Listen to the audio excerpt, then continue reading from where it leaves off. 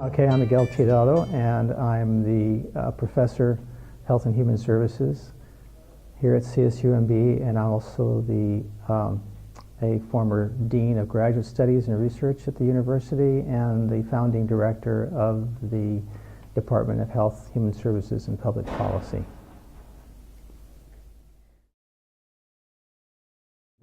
The spawning of the university was a result of the policy of the Clinton administration, President Clinton's administration, to transform military bases into peaceful use, swords into plowshares, so to speak.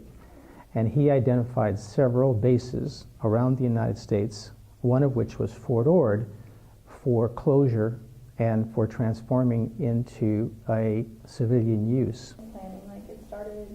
It lasted actually 6 months, although the Chancellor's office, Barry Munitz, who was the Chancellor at the time, actually began conversations with Leon Panetta, who at that time was the Chief of Staff to President Clinton.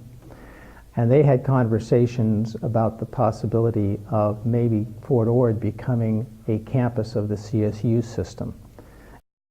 And then what transpired was that there was serious negotiations that had to occur between the Defense Department and the White House with regard to whether Fort Ord would actually be included in the base closure list.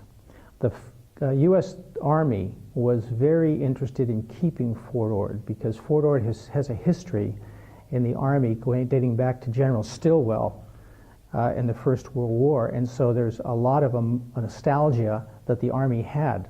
So they frankly resisted the idea of this becoming a college campus, and that they wanted to keep it as a functioning military base.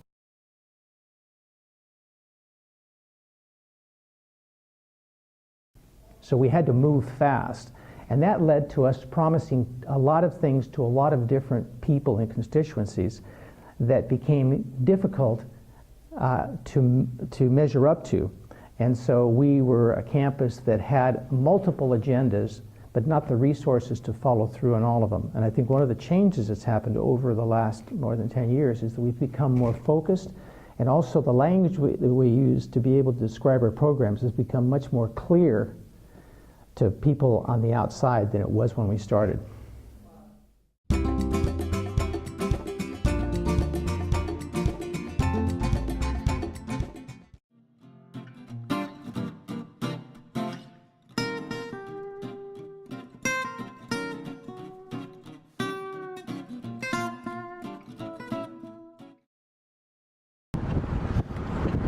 Cameron.